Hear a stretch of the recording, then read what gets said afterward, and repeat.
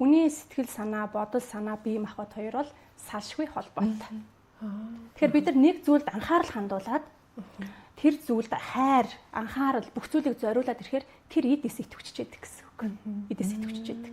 Тэгэхээр бид нар нэг өсөндөө тэр анхаарал хандуулж байгаа зүйл нь сөрөгч зүйл ээж болно, эрэгч зүйл ээж болно. Хамгийн энгийн жишээ те. Йоо, миний нэг бөөр л өвдөхгүй ташаа байна. Бөөр өвднийг өвдөхгүй л ингэнгүүт яах нь. Тэр өөрөө тэрэн дээр сөрөг анхаарал төвлөрөл ирэхэд тэр зүйлийг хөгжүүлж баяжуулж нэг өсөндөө өвчлөл үүсгэж яах нь шүү дээ, те.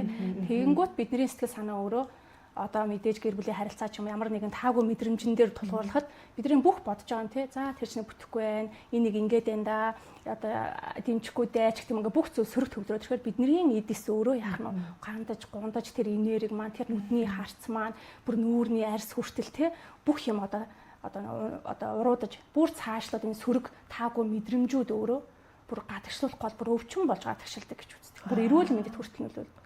Ганцаардалтай удаан явбал бөөр өвддөг ч юм уу, сэтгэл байнга түгшилттэй, байнга одоо санаа зовдөг бол ходоод өвддөг ч гэдэг юм уу те. Гэх мэтчлэн ерөөсөө бие махбод сэтгэл зүй хоёр бол салшгүй холбоотой. Soul Lab-ийн ерөнхий ивент тэтгэгч дэлхийн хамгийн нэмгэн живх Baby Lab ажиллаж байна.